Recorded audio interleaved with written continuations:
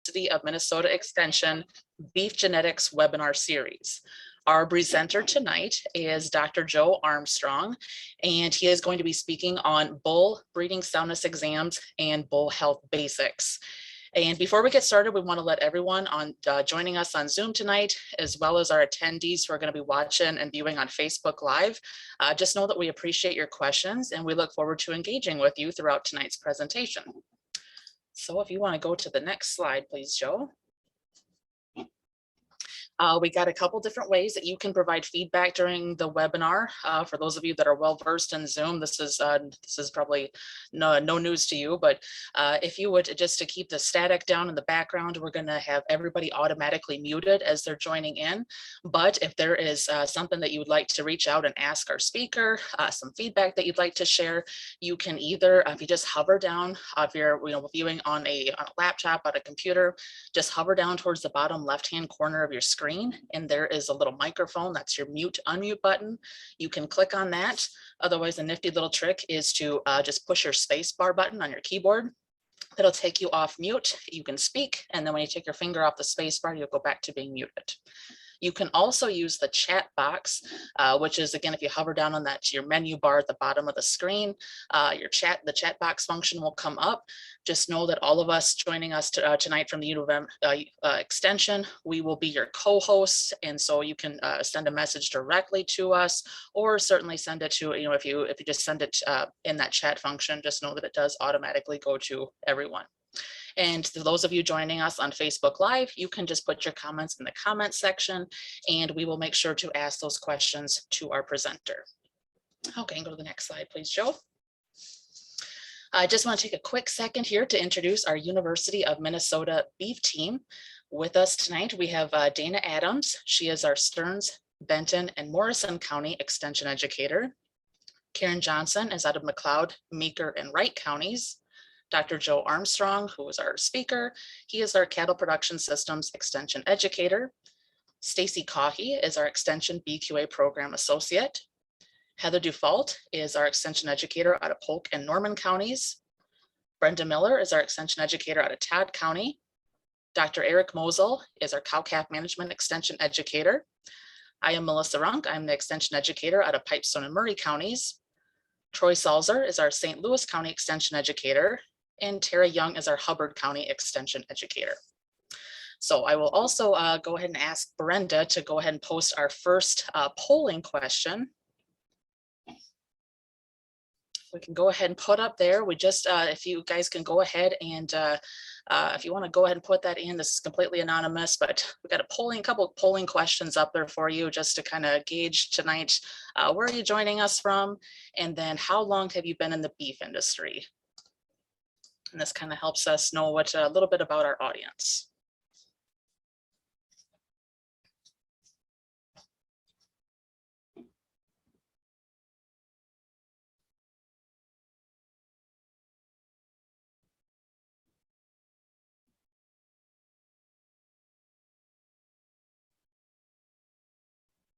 Okay, so go ahead and end that poll and share the results. And with that, I will go ahead and turn it over to Dana to introduce our speaker tonight. Thank you, Melissa. So this evening's presenter is Dr. Joe Armstrong. Joe Armstrong attended the University of Minnesota for his veterinary degree and practiced in Southeast Minnesota at Anderson Veterinary Service in Zumbrota. While in practice, Joe worked with both dairy and beef producers of all sizes and spent time working at several auction markets. Joe joined the U of M Extension team in 2019 as the Cattle Production Systems Extension Educator. So with that, Joe, do you want to go ahead? Thank you, everybody. I'm glad everyone can make it tonight. We're going to jump right into the topic. I mean, the topic tonight is breeding soundness exams and bull health basics. The bull health basics, you'll notice, just kind of end up being a list of my pet peeves when it comes to bulls. So sorry for that, but that'll be at the end. The big question, and this is going to seem like we're going in a very strange direction to start when we're talking about bulls, but when we think about weaning weights and the biggest predictor of weaning weights, and I promise this will make sense in a couple slides here about why we're talking about it, There's all sorts of different answers I get to this question. What is the most important predictor of weaning weight? And we have everything from genetics, both the cow and the bull genetics, nutrition, implant strategy, just overall health, luck comes up quite a bit. But the real answer is age. Older calves are heavier. And I think we all know that. And calves born earlier keep that weight. And everybody else doesn't ever catch up. So everything being equal, older calves are heavier. This is what a normal calving distribution looks like. And what we want, I mean, this is the minimal goal that we want for calving distribution. So 60% of our calves are born in the first 21 days. And then 20 to 30% of our calves are born in the second 21 days, and 10%, and then so on. Really, with our goal of this being the average, this is our minimal requirement. This is what we want to see for a calving distribution. And it's all because older calves are heavier. In the ideal world, we would push everything as close to the front as we can, because we get heavier calves, a more uniform group, and it's actually better for health considerations when we talk about scours and other things like that as well. The other piece of why this is important is that if we're going to keep calves, I want to get rid of that back end and I want to push everything to the front, because my top profitable cows, my top profitable heifers are always in that first 21 days. Okay, so if you're going to keep replacements, I would really strongly suggest you keep replacements out of the cows that calve in that first 21 days of your calving window.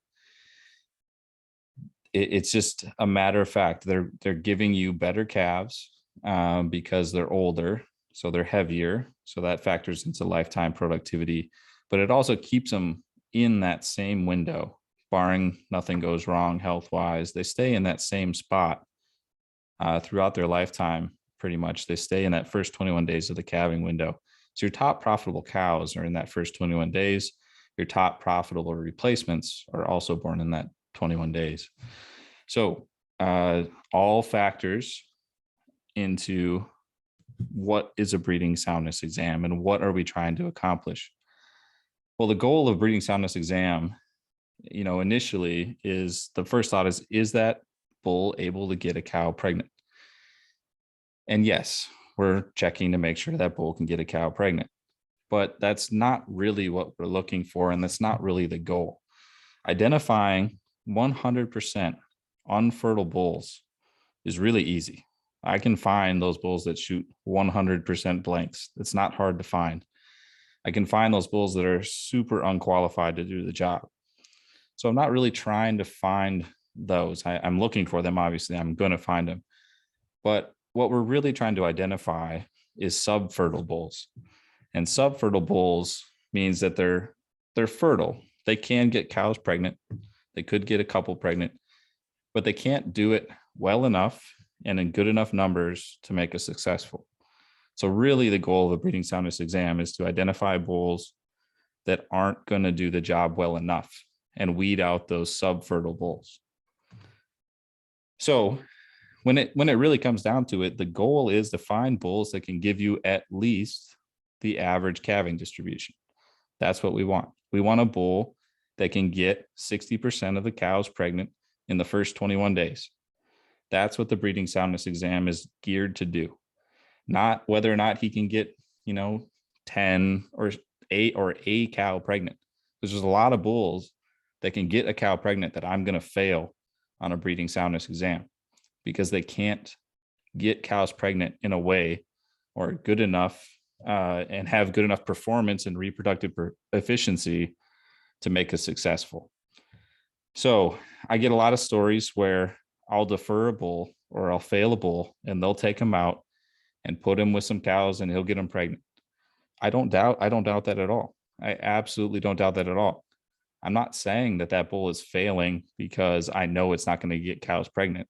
There's definitely bulls that fail that way, but the majority of bulls fail because I'm confident they're not going to get enough cows pregnant or in a timely enough fashion that you're going to be successful. So that's why bulls fail exams, because they can't do the bare minimum of this. this average calving distribution. So what are we looking for, and what am I looking for before that cat or that bull ever gets in the chute? All sorts of things. I love to be out. If I've got a haul-in facility, I love to be out watching that bull get off the trailer, because feet and legs are a huge deal, especially if you're going to put them out on any kind of size pasture. They got to be able to get around, and they got to be able to cover that ground to find those cows in heat. So feet and legs are a big deal. I want to see that right away. Eyes are huge. We hear all these old wives' tales about blind bulls still being able to get cows pregnant. And again, yeah, they might be able to get one or two or a few or a handful. But the main way that bulls identify cows in heat is by watching. They do that with their eyes. So if that bull doesn't have good eyes, he's going to fail. Heart and lungs, we're going to check those if we can. It all depends on the chute that you're working out of.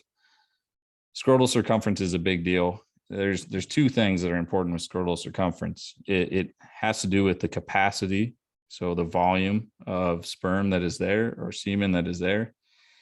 But it also, more importantly, has to do with the age of that bull's daughters when they reach puberty. So the larger the scrotal circumference in general, the younger his daughters will reach puberty. So that's why we're concerned about scrotal circumference. There's definitely bare minimums for each age group, each age category that come up that we need to be watching. If they don't meet that minimum scrotal circumference, I'm going to recommend that bull fails. We're going to be palpating testicles in this exam as well. So uniform in size, freely moving in the scrotum, no masses, correct consistency. All that can change with age. All that can change with frostbite. There's all sorts of things that change and can change from year to year.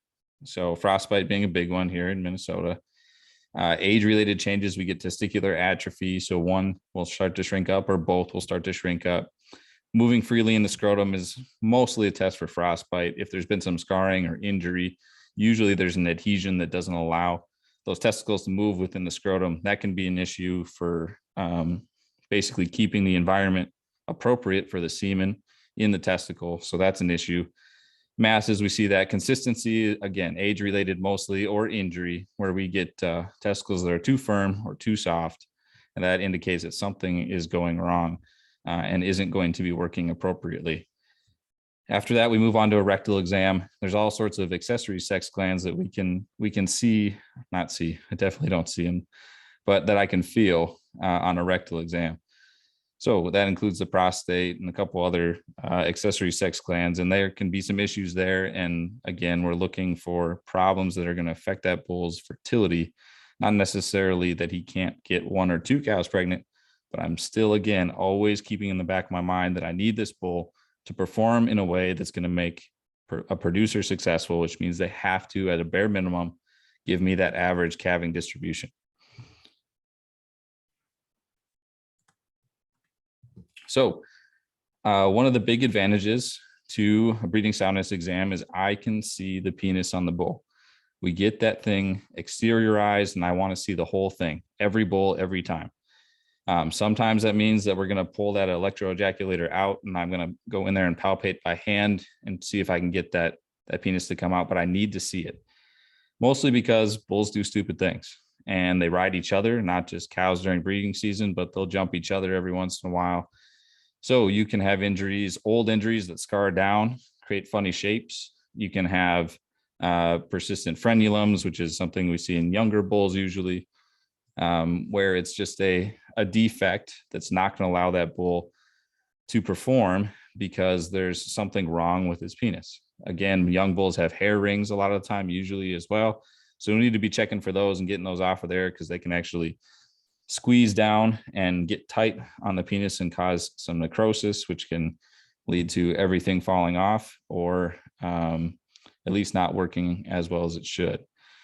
So again, the reason that we're doing this is to make sure the previous year nothing bad happened, or if it's a young bull, there wasn't something there sitting there that we could have fixed and corrected before we turn them out that's going to affect fertility. So this is where we get into arguments a lot of times when I'm testing bulls. Non-semen quality fails. We think of a breeding soundness exam as only semen quality, and it's just not. It's maybe 30 to 40% of the test is semen quality. The rest of it comes down to, what does that bull look like, and do I think they can get the job done the entire breeding season? If they get off the trailer limping, they're a fail. They can't do their job. And I don't think it's fair to continue with that test, put that bull through the stress when I'm going to fail him right away. I'm not going to pass him. Same thing with eyes. We talked about eyes a little bit and how important they are. If he's blind in one eye, he's a fail. It's just the way it is. So, I mean, we have to keep all that stuff in mind. We're looking for bulls that can get pregnancies in a way that makes us successful, not just whether or not they could get one or two. Again, same thing with testicular atrophy, aged bulls. If one testicle is bad, they're a fail. Okay, those kind of things. Scrotal circumference, big, easy way to weed out some young bulls that just aren't going to make it. If they don't make the minimum circumference requirements for their age, they're a fail. Penis abnormalities, of course, all those other things, and potentially injuries. And then my big sticking point, one of my biggest pet peeves, fat bulls, excessive overweight. I don't have confidence in a body condition score 8 bull being able to perform all season long. And if they're fat enough, it's grounds for a fail without ever checking the semen. We need to keep our bulls in shape. They need to be the correct body condition. They need to eat correctly to do that.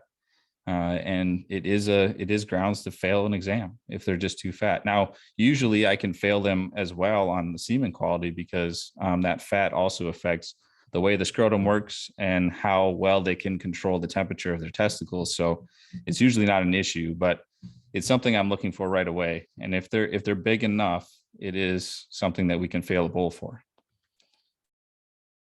Okay, so the big question, what's the value? The value of a breeding soundness exam. I like to think about this as a value. Now, I'm biased, I'm a veterinarian, so keep that in mind and take everything with a little bit of a grain of salt, but it's a value, it's not a cost. So I like to look at this as a value of the breeding soundness exam. And it's a similar conversation that we have with vaccines. It's insurance, and it's insurance against disaster. So that's the big thing that we think about. Okay, we've all heard stories of bull that doesn't perform, and I've been there at preg check, and it's the worst, absolute worst time to be on a farm is to preg check and be out there with 50 cows and call open 40 times. It's not a good deal. So again, this is insurance. We're paying for insurance, and it's very cheap insurance against a very, very, very large potential costs to our operation. And again, we talked about front loading the calving window, the minimum requirements that we're looking for in that calving distribution for that bull. So what we're doing with this is providing insurance to make it more likely that we're going to be able to do that, which is a major factor in being profitable, not just for that year with that calf crop, but down the road as well when it comes to replacements and everything else. So here's an example. I'll give you a second to look at it. So we've got percentage of calves born on the y-axis, and then our calving windows broken down into 21-day segments on the x-axis, kind of like the calving distribution graph I showed you earlier. So this is obviously the disaster, right? So this is just a straight infertile bull. For whatever reason, he is infertile. This would be the danger in not testing. This is how many you end up getting pregnant. You've got 35% of your herd pregnant, and you only get 35% of your calf crop. That's what we're guarding against with this breeding soundness exam, and we're trying to insure ourselves against. Here's the situation that I talked about where, yes, this bull will get cows pregnant, but not in a way that meets the minimum requirements that we're looking for. So this is a subfertile bull. Okay, so we've got the first 21 days, we get 40% instead of that 60 that we wanted. And the second 21 days, we get 30 to 35% and so on. So yes, he's getting animals pregnant, but not at the minimum requirements that we're looking for. So just a reminder, this is the average. So 60% in the first 21 days. And in a subfertile bull, just in my example that I pulled off the top of my head, we only get 40% in that first 20 days. We're going to go with a 100 cow herd. So I'm going to say that 20 calves moved from my first 21 days to my second 21 days. Now I'm assuming that all 20 of those calves were born exactly 21 days later than they would have otherwise. I'm going to assume that we're going to get 2 pounds per day of growth on those 21 days. So I'm going to be missing 42 pounds per calf. So if I'm missing 42 pounds per calf, that's 840 pounds total on those 20 calves that they're never going to make up. And then at weaning, if I sell them, that 840 pounds at $1.60 is roughly $1,350. And that's just the straight cost of those pounds. That doesn't account for uniformity of group. It doesn't account for what about the replacements I missed out on in that first 21 days that were then born in the second 21 days, and the loss of lifetime productivity for those cows and those heifers. So that's just the straight cost that we saved on making sure that we didn't put out a subfertile bull. And that's in addition to the protection and the insurance that we provide ourselves to avoiding the disaster, which is much more expensive mistake to make. So one of the things we need to talk about is, what does a breeding soundness exam not do? Well, one of the big things it doesn't do is measure libido. I'm not having that bull jump cows. I'm not making sure he wants to do his job, which is a factor. Some bulls are lazy and they have no drive to do it. And that's a problem. And you got to be able to watch them to figure that out. It doesn't guarantee against future injury. If they're healthy on the day of exam, I can't promise he's not going to do something stupid even on the trailer ride home. So something that you have to watch for as well. It's a guarantee, it's not a guarantee past the day of the exam. So pretty much as soon as they walk out of that chute, I can say he's ready to go. I can say that he's a satisfactory breeder right now. But again, things happen. Sickness hits, injuries, fighting with other bulls, jumping cows in weird positions, trying to jump a cow when they're facing uphill on a 40% incline. Bulls do all sorts of dumb stuff. So you have to be able to watch them.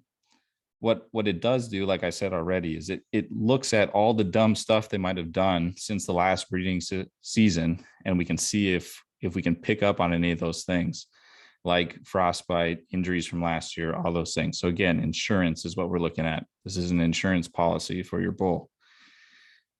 Then I can't protect against management issues with this exam. So poor nutrition, putting bulls together, they've never seen each other, lack of watching your animals in general. So it's not a replacement for those management things that we still should be doing at home. So here's another example, and this is something that I actually see quite frequently. So we got pretty good in the first 21 days, and then everything fell off the rails. And usually what I see in Minnesota with this is a hurt bull in some way. They either were fighting, he got hurt, or that bull got foot rot and we didn't check him. And all of a sudden he was doing his job and he was doing great, but he got sick. Now he's limping or whatever else, hurt, and he can't do his job. So it's a big deal, and it's worth going out there to watch your bull, make sure he's jumping cows, and watch him jump cows to make sure he's actually doing something when he does. Because if he doesn't actually extend and enter the cow, a lot of cows, even when bulls are hurt and they've actually broken their penis and it's just a big bloody bruised mass, they'll still jump cows, but they won't do anything once they do it, and it's really lackluster. So you got to look and you got to pay attention. If you got to get a pair of binos to do that, it's worth it. You got to make sure everything's going okay. So this one I see quite often as well. This would be, we didn't get anything done right away, and then we did okay. And what this is usually is unsocialized bulls. So if you put bulls in, especially if they're about the same size, same age, and they've never seen each other before, they're going to spend that first month just messing with each other and fighting, trying to figure out who's in charge. and they're not going to be breeding cows while they do that. So you just miss out in the first 21 days when you really, really need them to be working. And then they get to it after they figure out the pecking order. But you're at risk for injury on top of that as well. But you got to have them socialize before they go together, and make sure that they know each other if they're going to have to work together. Okay, bull basics. I told you this is kind of be a list of my pet peeves. My biggest pet peeve we've already talked about is fat bulls. Feeding bulls is not like finishing a steer. You have to feed them like you're going to have them for a long time. We can't ruin their feet and legs because they need to do their job, and they need to be able to do it for a long time, so they can pay for themselves. And then, what similar discussion that we have with the cows on the beef and the dairy side, and we want to stay stable and we want to keep that body condition the same year round, if possible, 5.5, maybe 6 on a younger bull. But we want to just stay at that body condition or as close to it as we can year round, even when we're working, and avoid that roller coaster ride where we fluctuate weight up and down, because that's what really hurts us in the long run. Like I said already and talked about, socializing them before you want to work is a great idea, because they need to get in that pen and do their job right away and make sure that our calving distribution is front loaded. And then, a lot of times bulls are dry allotted and then we kick them out on pasture. And that can be a little bit of a challenge for their system, because it's going to take them 2 to 3 weeks to really adjust to that pasture, coming from a dry lot where they might be on hay or silage or whatever. So if possible, it's nice to get them adjusted to that ration before they go out and work, because again, we need them to be working right away, and we need to front load that calving distribution. And if they're sitting there with gut rot for a little bit, trying to figure that out and not feeling like working, that's costing us money right away. Similar to the body condition issue, if we're going to put bulls together in the winter, and that's certainly a great way to socialize them, is just house them together in the winter, all of them together, so they can figure all that out before breeding season. We need to have enough bunk space to do that. And we want 2 feet per head per cow. With bulls, because they're bigger, we just bump that up to 30 inches per bull.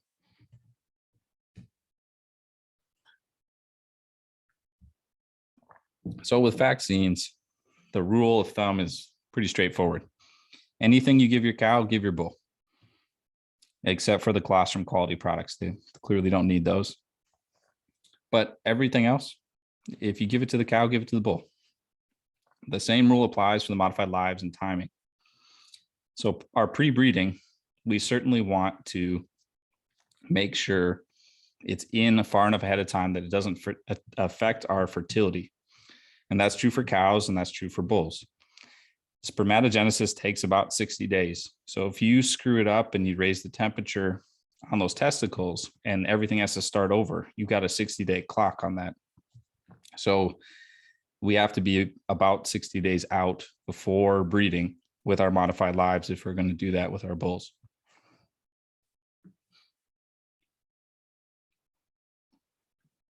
I think we talked about this in the previous series. I think Troy answered some questions on it, but one of my rules of thumb is just age in months equals the number of cows a bull can cover.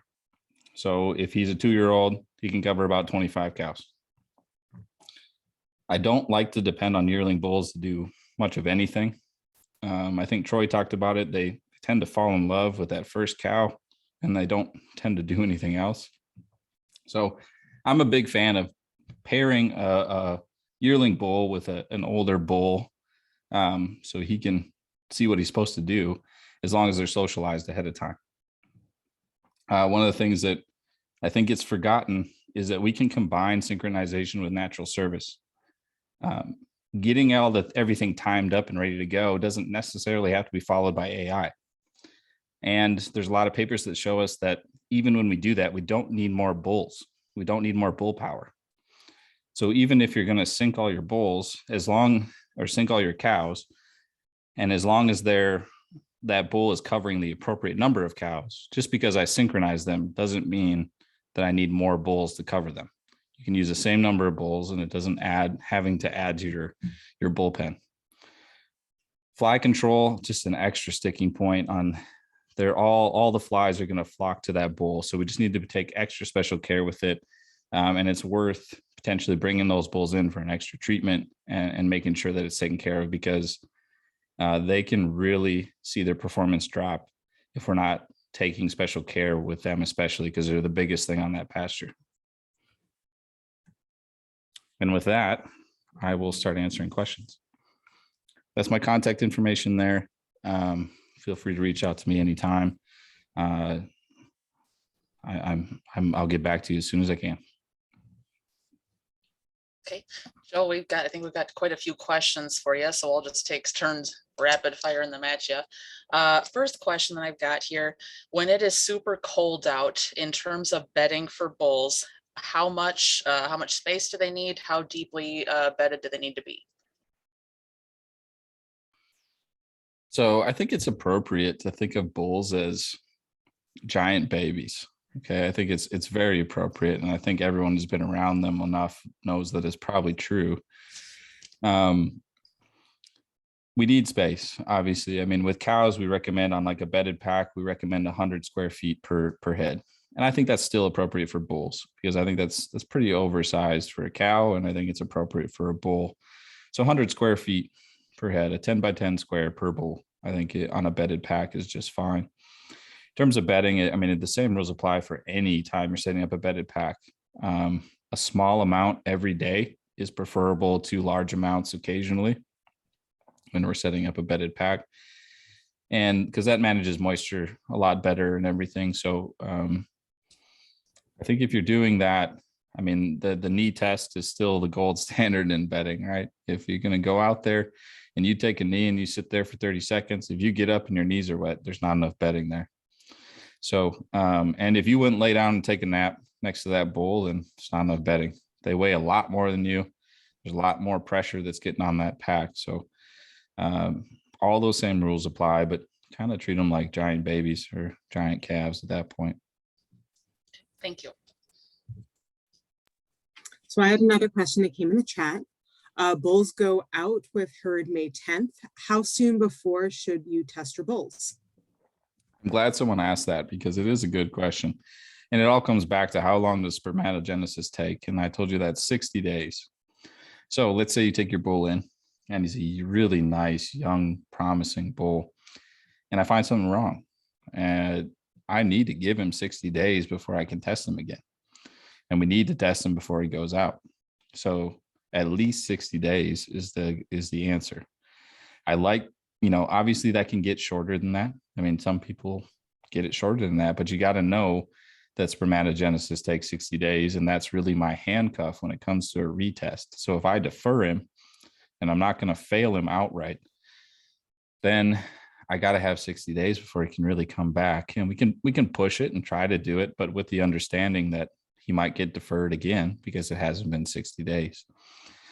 That also fits really nicely with the pre-breeding vaccine. So if we're going to give a modified live yearly and we're going to do it at that time, at the time of a breeding soundness exam, if we're 60 days out from breeding, then I feel real comfortable giving that modified live. If we're 20 days out from turning them into the pasture, or like what a lot of guys do, they're going to go straight from the breeding soundness exam to the pasture to get working. I don't really want to give him that vaccine because I think it's going to hurt his fertility and hurt your calving window. So 60 days is my answer. Thank you. Joe, in terms of a mineral program for bulls, what's your recommendation? Same mineral as what you would be given to your breeding females, or do you need to use add anything else for a bull's mineral? My again, with bulls, I like to keep things simple to make sure they get done. So I like the same mineral as with the cows. Now that's a question that you should ask your nutritionist for your farm, because in Minnesota, we have just a patchwork of mineral profiles when it comes to the soil.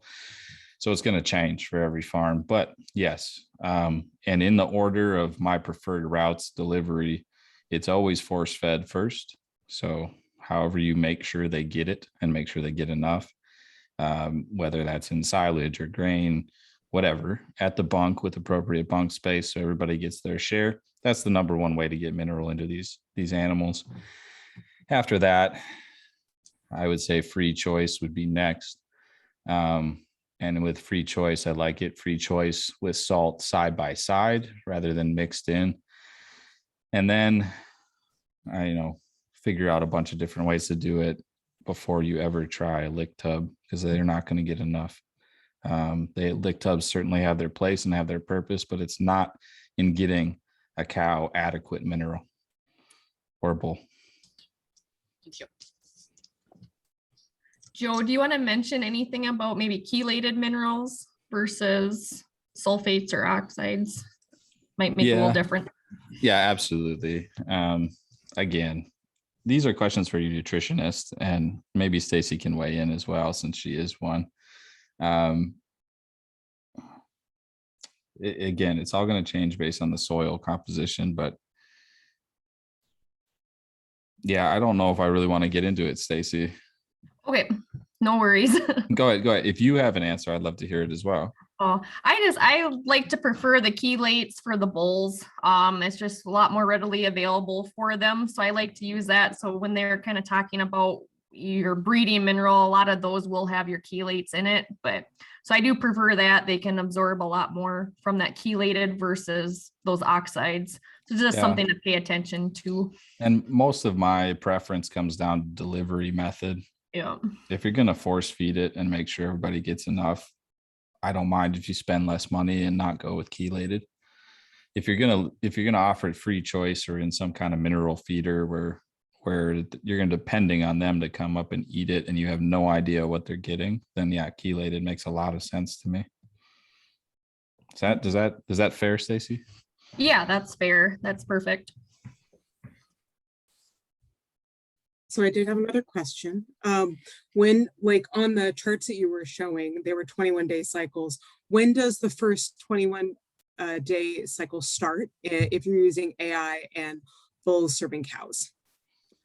So the 21-day cycles start the day you bred anything.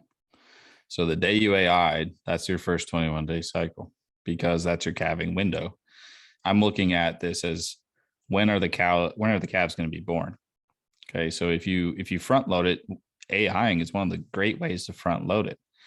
But if you AI and then take a month off and then put your bull in, I mean, you've missed a 21-day cycle in there, and now your calving distribution isn't correct and it's not tight anymore, which affects the uniform intermediate group. So the day you AI is when the clock starts for me.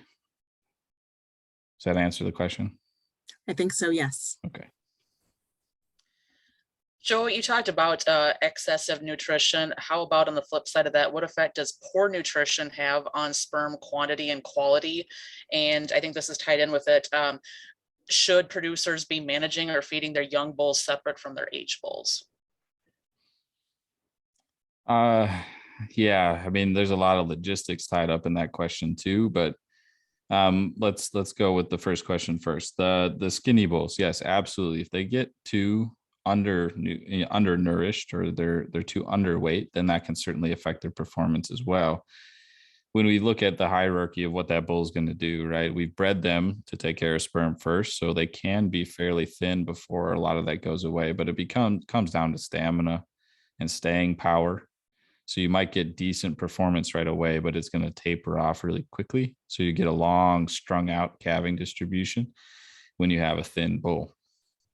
So yes, it can affect all those things, and it can be poor, and I will fail them if they're too thin, because I don't think they can meet those minimum requirements of providing that at least average calving distribution. So in terms of feeding them separate, that comes down to how much time you have and your facilities. I am perfectly fine with them being together as long as you have enough bunk space. If you're going to feed them on a fence line, you better have 30 inches per head. If you're going to use round bale feeders, you better have enough space to provide everyone with a spot. However you're going to do it, everyone has to be able to eat at the same time and get to a bunk without getting pushed off. Preferably, yeah, if you can feed them separately, that'd be awesome. But if you can't, it all comes down to bunk space. And I know that not everyone has the space and not everyone has the time to go feed two different sets of cattle. So Thank you. I did have another question. What is the recommended body condition score for a working bull? And we had a couple of questions about this. yeah, 5.5 is what I like to see. So 5.5 out of 9 is the proper working condition. We know from the cow side that staying stable has a lot of benefits, and that the giant drops in weight put a lot of pressure on our metabolic system, and they affect fertility. So what we need to do is stay stable as much as we can. Now, I don't want to go into I don't think I would go into breeding season at a 5 if I could help it, even though that would be a correct body condition visually, because it leaves you no buffer in case that bull really works himself. So I like 5.5, and I wouldn't get above 6. I really wouldn't. I know that we've kind of been taught that it's just something that happens, right? When cows calve, they lose weight. That's not necessarily true, and it doesn't have to be true. Fat cows who are out of shape and then calve lose weight when they calve. Bulls are the same way, in my opinion. If they're fat going into breeding season, they're going to lose weight because they're fat. But if they come in shape, ready to go, they're prepared for that marathon, they don't necessarily have to lose big gobs of weight. Thank you. All right, Joe, what's your recommendation for running age bulls with young bulls? And do I need to be concerned about the young one if my mature bull might be too aggressive? Oh, yeah. I mean, that's the other reason to socialize them ahead of time, is to make sure that your young bull just isn't getting his ass kicked all the time. I mean, that's really what it comes down to. Now, some of that is just learning where you stand in the pecking order, but some age bulls just get a little too far with it. And I think if you know that about your age bull, sometimes those age bulls work better with a socialized bull that's also aged. But you got to put them together way before breeding season to figure that all out. Because if you try to do it and then you're stuck swapping bulls or cows or whatever you're going to move between pastures, you've again compromised your calving distribution, and you've pushed it away from being front loaded, which is losing you money every time you do it. So if you're going to try it and you're going to put them together, it always should be before breeding season starts, to see just to see what happens. And then you got to watch them on pasture to make sure something doesn't change once there's something in heat around those two bulls.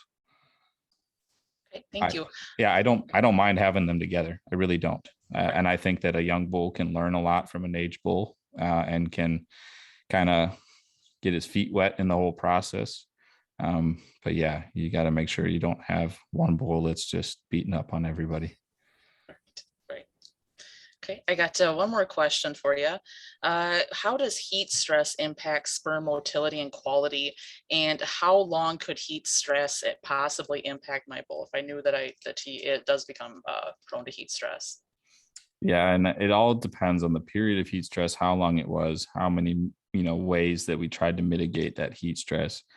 But again, I mean, we're talking about, if that testicle and epididymis, so the testicle being where the sperm is made and the epididymis being where it's stored, if all that gets hot enough that counts go down, then you got 60 days. Again, it comes down to how long does it take to make new sperm? If we cook everything and it's gone, we got to start over. So it comes down to 60 days. So yeah, I mean, heat stress can be a big factor in this. Now, obviously that may be a little oversimplified, but 60 days is really how long we're looking. Now, how long does heat stress need to go on? I mean, we have the ability to regulate the temperature of those testicles with the muscles that are there attached to them, so that we can lower that scrotum and raise it up when it's cold, lower it when it's hot. But yeah, that's why it's important to provide shade, sprinklers if you need to, if you can get them soaked completely. but mostly just shade and plenty of water to drink. And bulls can handle quite a high temperature as long as they have those two things. I get concerned when we get periods that are longer than 48 to 72 hours where it's really hot and humid. Obviously here it gets fairly humid. So a lot of our fall calving herds, it's definitely something that we need to pay attention to. Okay, thank you, Dr. Joe. Dana, do you have any more questions? No, I have not seen any more come in the Okay, chat. not yet. We're still checking the chat box. So if you still have a few final questions to ask Dr. Joe, now is your opportunity. Otherwise, with that, I guess we'll kind of start to wrap things up. Once again, we'd like to thank everyone for attending our U of M Extension's Beef Genetics webinar on breeding soundness exams and bull health. Our final presentation has been recorded and it'll be shared out to our UMN Beef Team's YouTube page. And also everyone who has taken the time to get registered online, you'll all receive a link to the recording from tonight's presentation, as well as the previous 3 presentations at the conclusion of the webinar series. So with that, we have one final evaluation poll that Brenda will go ahead and put up for us, because of course, with the extension, we've got to ask and we'd like to know if the information that we shared tonight was beneficial for our audience. So if you could take just a few quick seconds to answer those, I believe there's just 4 questions there. And that is the conclusion of our webinar series. And Joe, so you want to talk about the Moves Room podcast? Since you got that slide up. Sure. Yeah. Just a completely shameless plug. The Moves Room podcast comes out every week. We're on episode 109, I think. So there's plenty of material there. You can hear Bradley and Emily and I argue and bicker, and then occasionally talk about something educational. The one that came out today is on breeding soundness exams. So if you want to review, if you want to hear me ramble about this a little longer, it's all available there in the latest episode came out at 5 o'clock this morning.